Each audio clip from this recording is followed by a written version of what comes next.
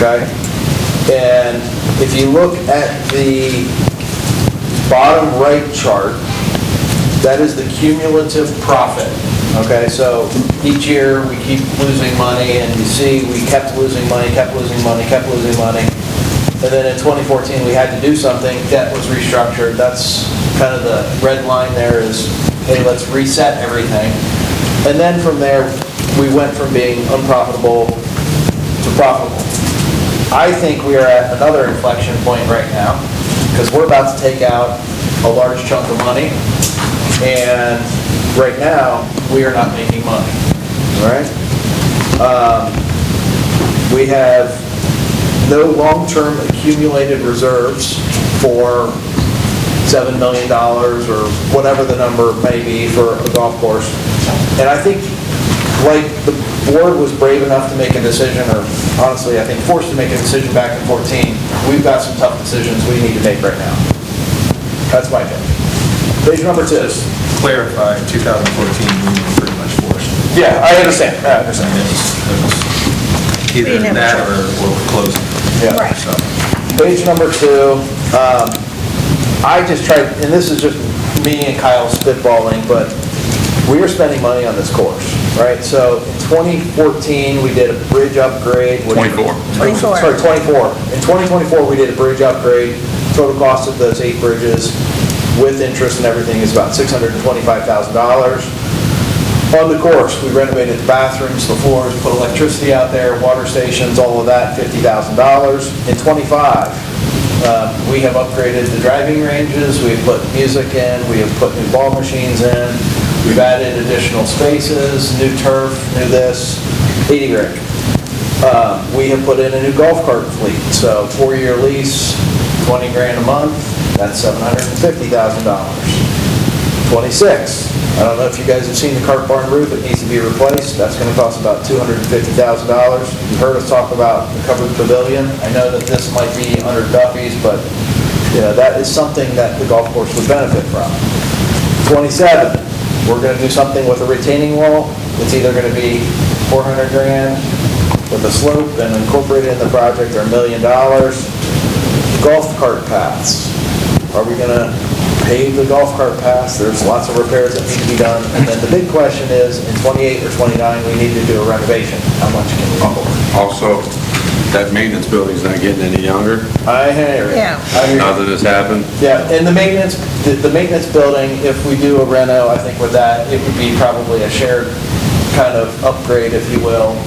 You know, it's used for the golf course, it's also used for common areas. So I put together this chart, and I know Chuck's done some additional legwork, but I want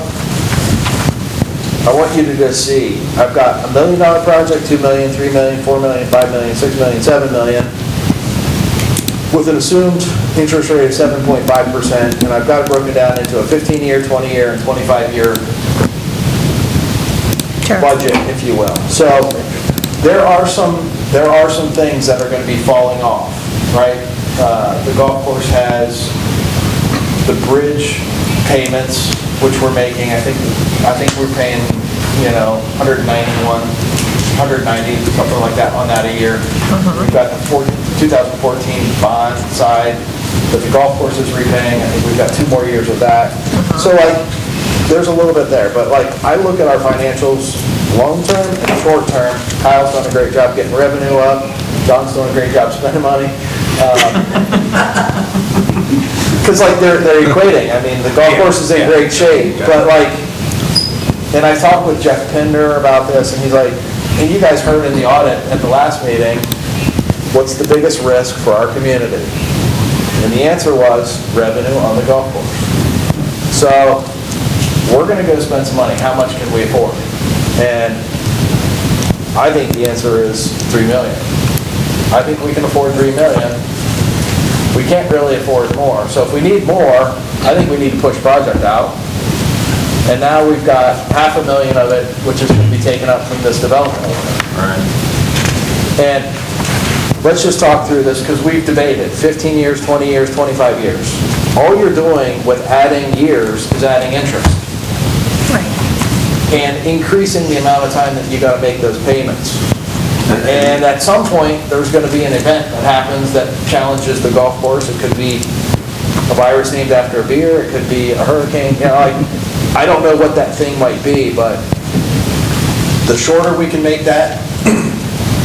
And in another 20 years, it's going to have more major work It's going to have to happen done. again, right? So things need to change the way that we're running our business, because we're running a nonprofit and we are about to spend a lot more money.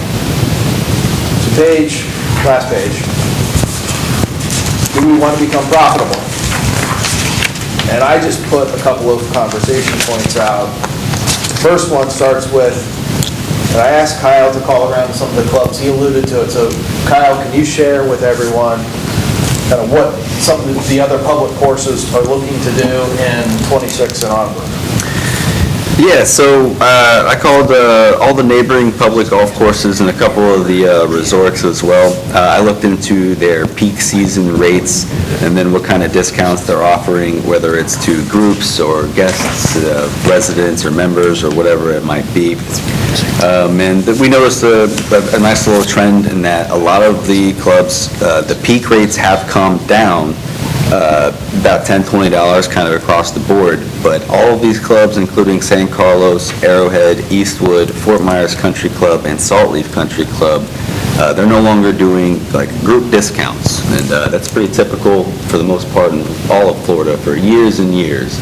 If you bring 16 or more people, they'll cut a couple bucks off the tee time. It just seems golf is getting big enough that most of these courses just don't see the need to fill up the volume, and they know they're going to get it from the public, so they've came down on public rates and eliminated the discounts. So it looks like most people are just trending into a different place.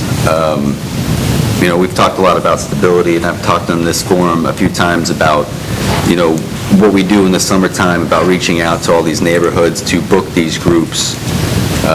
So we have that kind of thing. And it just seems like that trend is starting to go away. And like I said, peak rates are coming down. Most of these places no longer allow walking. Fort Myers Country Club and Eastwood do. Kyle, how many groups do we have? I know Tyler did a... I would say right now we have a total of 14 that are consistently playing throughout the week. What percentage of your tee sheet does it make up in the peak season? About 40%. 40%. How many residents? Residents are about 25-30%. In that 40%? In that 40%, I would say about 10%. Some of the residents play in groups like Wild Blue. We actually just have a resident group as well, Ken Huff group. Hornet group. So we have a few groups that do have residents within that 40% of that group play as well.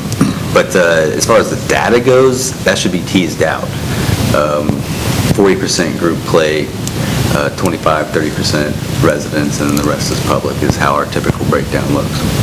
Bill, just to kind of answer your question a slightly different way, in 2017, the community did a survey. One of the questions that they asked is how many people live in the house, and the aggregated answer was 2.66 people per house. We've got 1,119 homes or residents here, 3,000 people, right? And I looked at our November golf data. How many people are paying the resident rate? And how many people play regularly? In other words, before noon. 1%. A little bit less than 1% play more, like once a week or more. And then 7% play, but don't play like regularly. So of the 3,000 people that live in here, then that we, I guess, or all of you are elected for, I'm just a stand-in, right?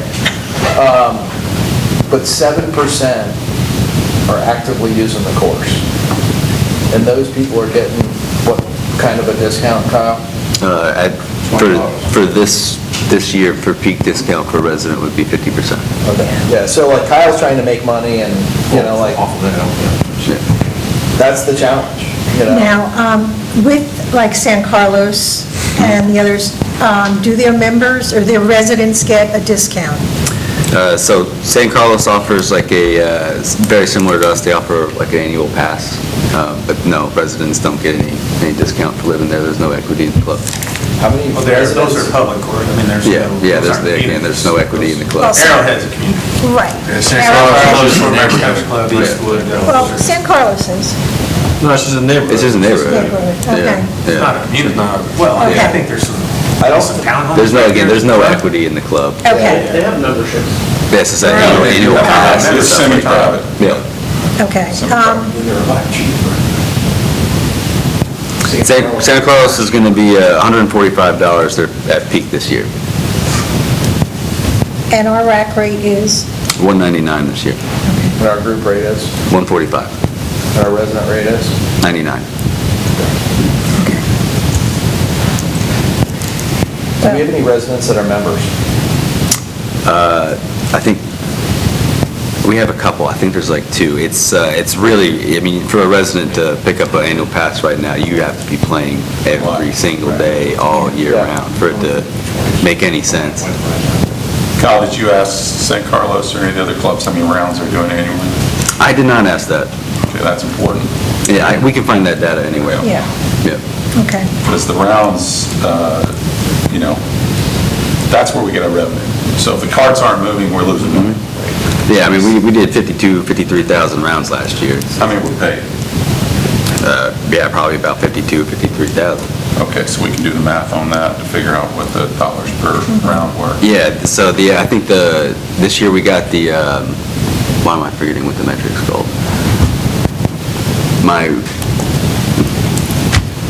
My average round cost for the year, when I took over, it was like $55. It's up to around $75 right now. You know, last year, I did an analysis with Tony, because I paid for 118 rounds last year, because I was gone, a couple of months. Here? Here. That's a lot of golf. Yeah, Gene plays Look at 2-3 the times. He's one of the ones. He's a 1%er. So you're In more ways than one, right? Yeah. It is kind of a dichotomy, because, you're having less members paid, but you're not losing that much, because there's not that many. But I played 118 rounds, and when we tried to see what would be paid for me to do the membership, and it didn't. Yeah, you have to play a lot more than that.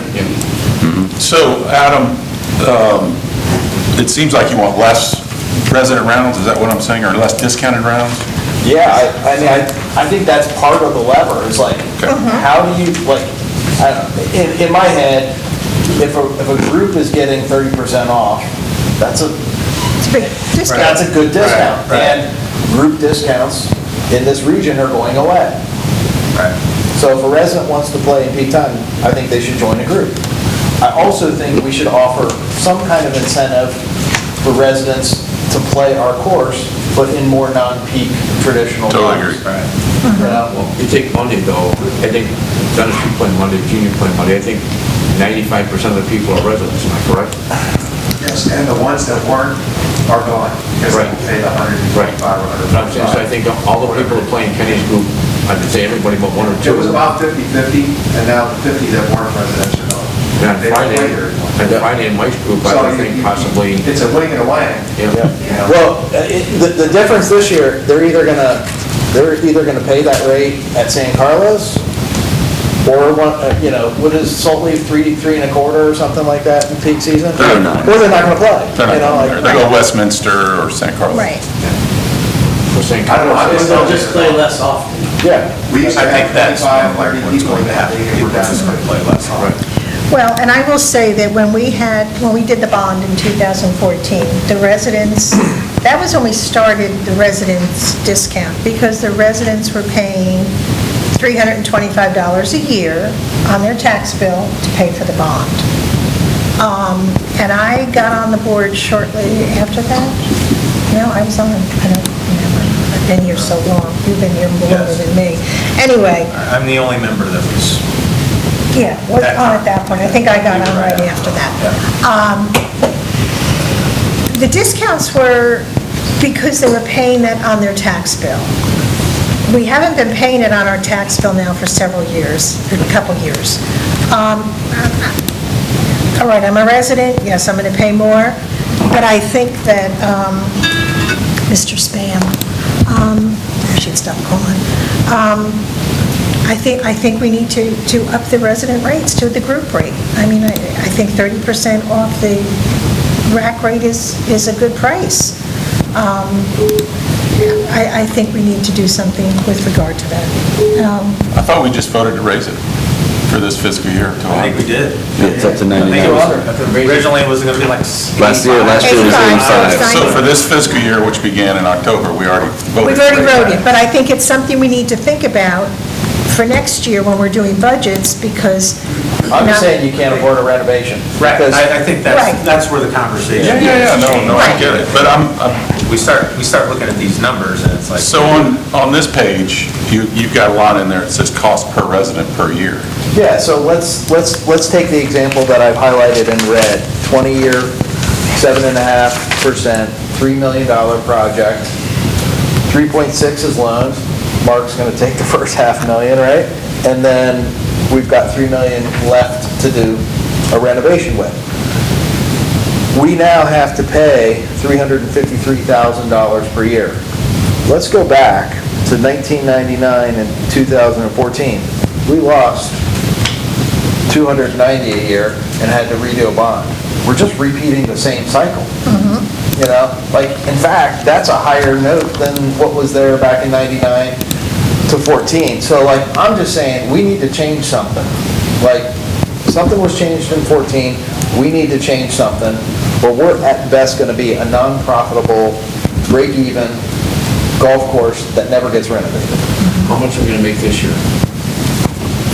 It's a great question. I think I got 500,000 in revenue budgeted with everything. No, I don't think we'll make $500,000 this year. Well, we I just, think in 2 years, maybe. we just increased our expense line by 300,000, which is what we made last year. So we're basically starting at zero if we get the same amount of revenue. Right. Our revenue's up 28%, but our expenses is up more than that. Yeah. Thank you. But the inference here is that we're going to assess the residents. Well, I'm just going off of history here, so I'm not saying that we are going to assess the residents. I don't want to assess the residents. Okay. But what history tells me is if we take out 353 per year, And we go bankrupt again. and we can't make the note, guess who's gonna take the bill? It's gonna be the residents. And like, As Adam said last meeting, it's the nuclear option. it is the nuclear bomb. It's the nuclear bomb. reality, we have to talk What's that about. number? Hold on. Per resident, For the 3 million? 317. 317. Which is honestly not bad, but when you're taking away all the resident benefits with raising rates and all that, this doesn't pass the smell test for residents. So you're not going to hit them on the assessment and raise their cost to play golf. But again, the discounts were given because there was the bond. Well, this is what we're talking about. But right, but until we get to that point, I think we need to raise the rates at some point. I think we need to do that for the next fiscal So raise the cycle. rates for what? Are we going to do this? Are we going to do the renovation? Okay. I don't want to raise the rates just to raise the No. rates. Okay, what we need to do. We need a is- plan for what we're raising the rates for. I understand that. This So what- conversation is just about lining up the business model with Okay. with the budget. What we need to do is set the business model so that we can make money, okay? So that if we need to increase our revenue, Yeah. yes, we need to increase rates. So with doing the rates, and when we're budgeting to increase the rates, and we can earn more money, we can look at the renovation and determine what we can do. I mean, I think the thing is now, we're saying we need this much money, well, maybe we should have raised the rates. Well, let's not raise the rates, but then we're going to need this.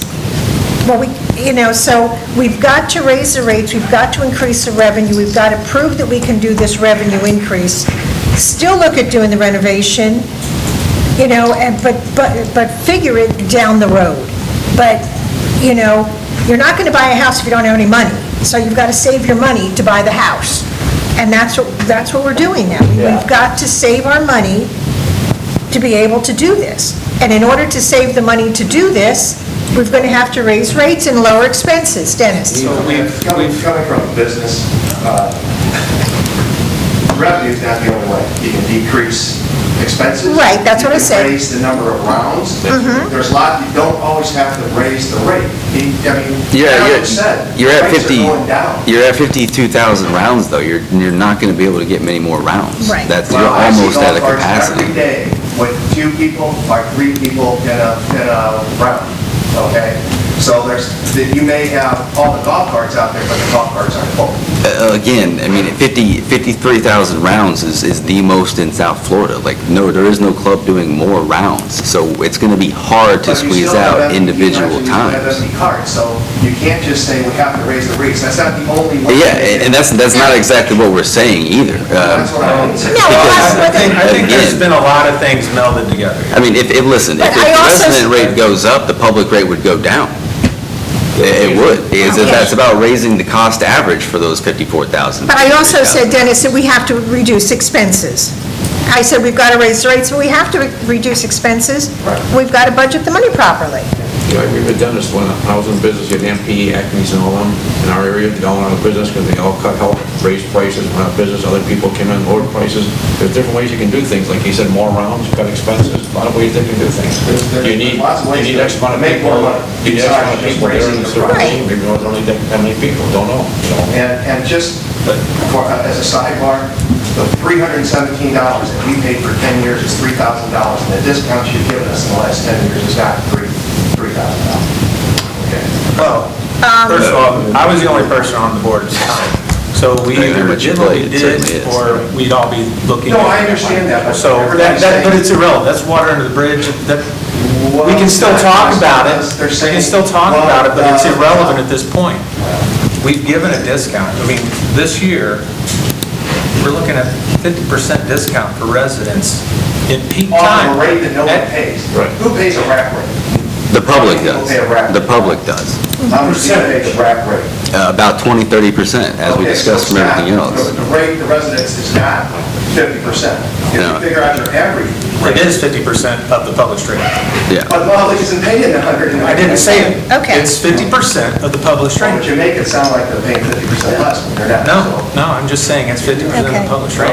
Dennis? Under $99 public street, we're paying 99. Okay. I'll tell you what, the person who plays in league play, when I play, they pay 125, that's $26 difference. 145. 145. Well, 125. Okay. Plus the 11. 145, so. But Dennis, to your If I had my point, way, you'd all be paying Dennis, to your point, you 125. just made a great point about raising the rates last year. Residents stopped playing.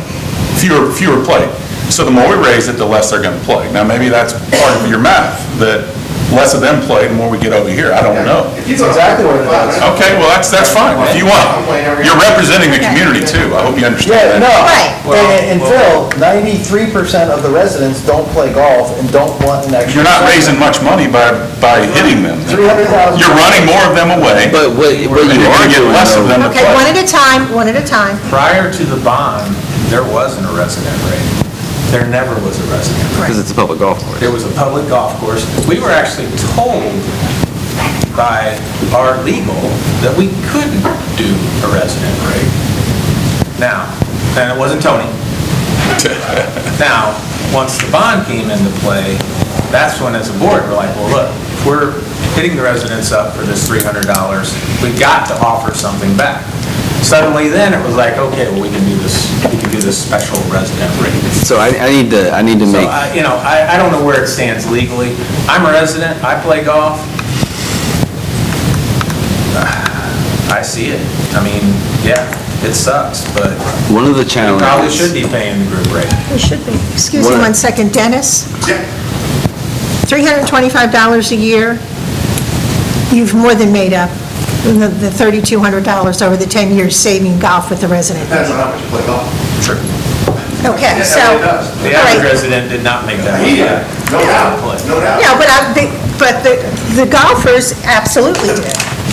So Dennis said something that is very true. Well, no one's paying $199. The reason no one pays $199 is because they know I'm offering golf for $99, and everybody does everything they can to cheat in the me and my weeds. staff to get these other rates.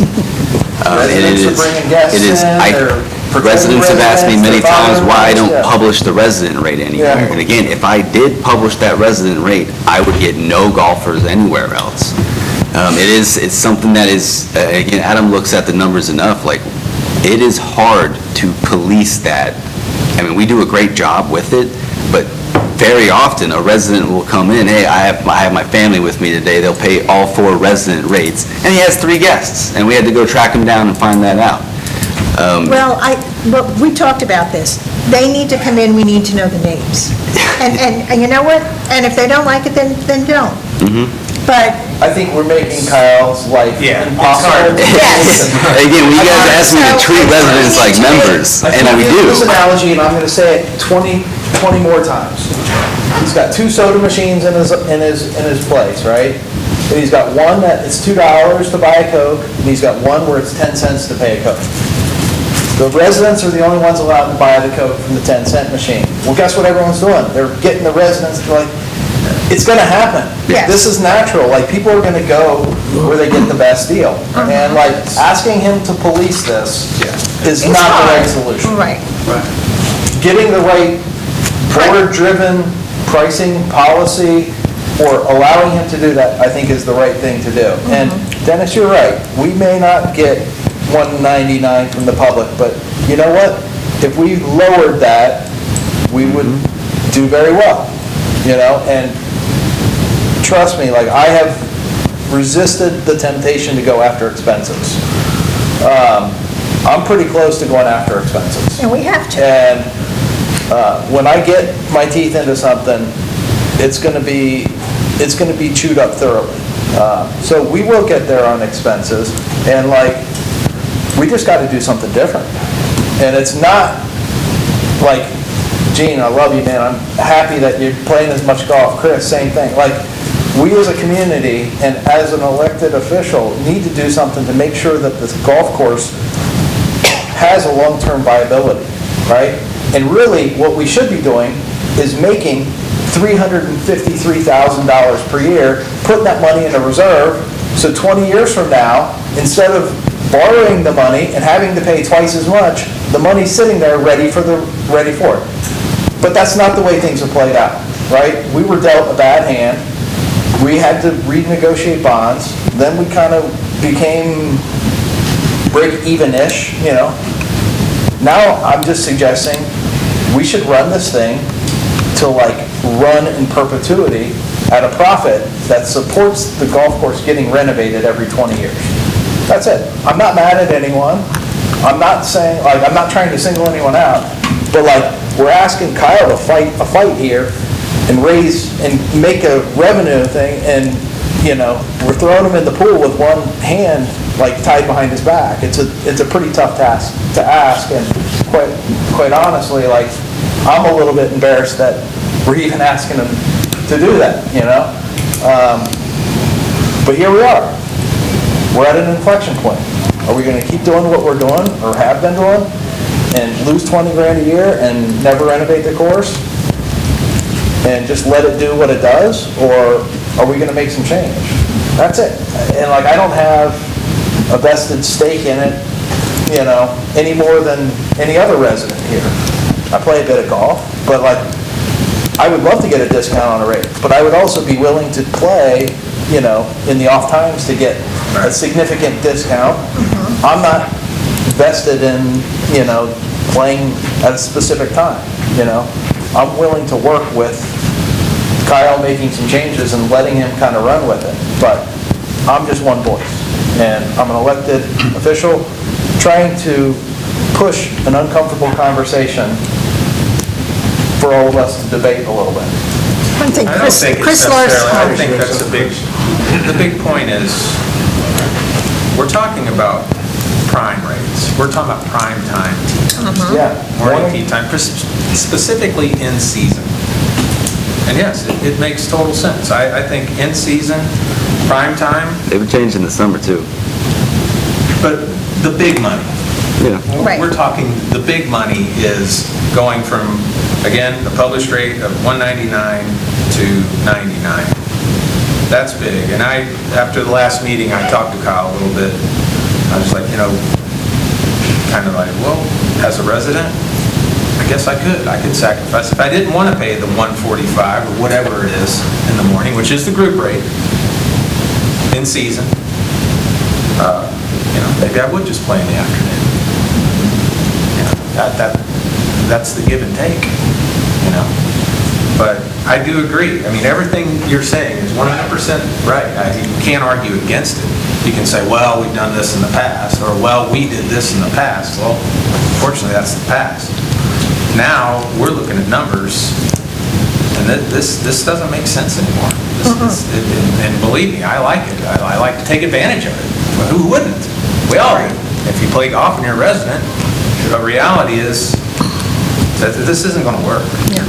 It's not sustainable moving forward if we want to try to do what we want to try to do. Right. Chris, you had a question or comment?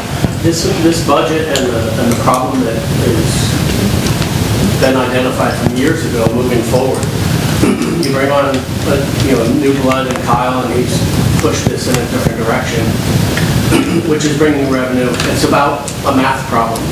It's a simple math. You have revenue and you have expenses. But we also have debt that we've incurred. I'm not a proponent of debt. I don't like debt. So you pay off the debt. So that means you got to push the can down the road a little bit. The biggest thing is about building reserves. You have to build reserves to go to the future. So as far as rates, where else in the world do you go that things don't go up in price? Just tell me. As a resident, you're going to pay more. You have to. I choose to play in the afternoon. I get a discount. Gene, he plays in the morning sometimes. Sometimes he plays in the afternoons, but I think Gene's playing nonstop, like. I do too. But Hey, I'm getting older, I gotta do it while I can. Sleep in, Gene. golf Sleep is in. what matters. And if you can get the volume of golf at a revenue rate that continues to sustain 52,000 rounds, you bring the disparity together. You say that 199 and bring it down to 150, bring the resident rate up to 140, 150. I mean, it is what it is. Now you have a very palatable rate that everybody can swallow. Yeah. Yeah, if I could have the floor for a quick Something I second, mentioned, sorry, something else I mentioned to them as well is, if we do this, we're going to move forward with this, then we look at the history, or we look at what's coming up, and we run specials for the residents. Historically, this time period is usually wide open. So, to your point, let's fill them. Let's fill these up, and we run a good price to the residents to get them out to play. It's rewarding the residents. It's filling that twosome now becomes a foursome. Now, of course, two of those people might only, I'm throwing a number out, might only be paying $50 when the other people playing are paying $75. But you're filling that, and you're offering something back to the residents, and I think that could be a win-win. Sorry, I agree. Yeah, I've said in past meetings, and I just want to reiterate again here, now I've been in the chair for about a year and a half seeing the operation, and I've known what the board mission and the course vision was when you hired me, as you told me in that interview. But through the course of the year and a half, again, I've also identified what we're discussing right now. Our business model is not a for-profit business model.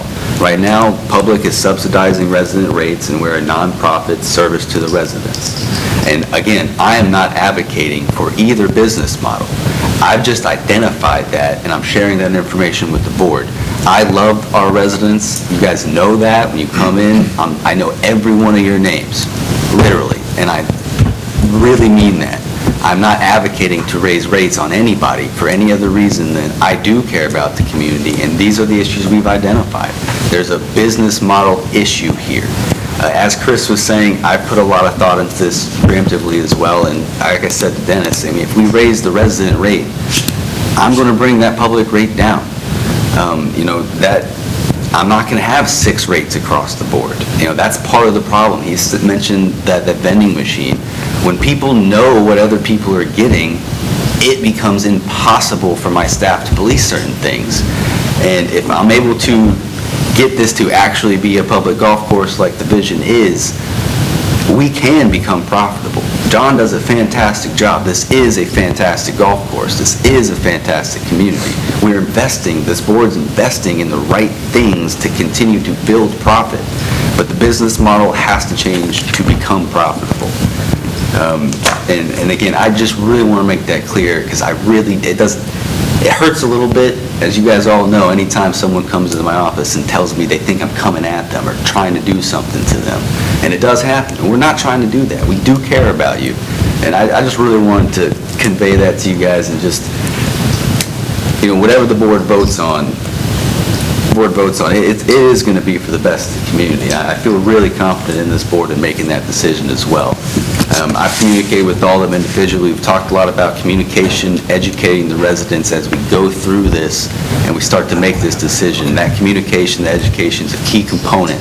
Understanding where the money's gone, understanding where the money's going, these are all the right things. So thank you. I really needed to say that. In Kyle's defense, Jeff brought it up too, maybe not as much, but he would, and maybe not as pointed, but he would drop a clue here, he would, Jeff's a little bit more laid back, but just how he approached things. So, but the big difference, I think, one of the big differences is now we're looking at numbers. We're looking at real solid numbers. Jeff was like, hey, we're thinking, he was in the real preemie part of, hey, we're going to do a renovation. It was just, hey, we're going to do this. Now we're getting down to brass tacks, and it's kind of like, yeah, this isn't going to fly if we want to do that. If we don't want to do that, to your point, if we don't want to do it, we want to continue down the road, we'll just continue down the road and keep patching up a course that's 30 years old. Well, I've got a question, because I don't know anything about golf course management or anything. I think you guys are doing great. And it does seem to me that everybody's saying how good the course condition is. And so I'm not advocating not doing something because I don't know anything about it. So are the renovations that we're going to spend all this money for, are they going to make the course a whole lot better or profitable? I mean, maybe we don't need to spend all that money. And I'm not saying no, hey, I'm spending whatever it costs, because that's the way I am right now. But I know you got to run a business. John? So I just wondered. Well, I'll say it like this, your greens are your moneymaker, right? And then in my part of the business, it's greens, tees, fairways, roughs. That's the way we look at everything. That's the most important. That's how we manage stuff.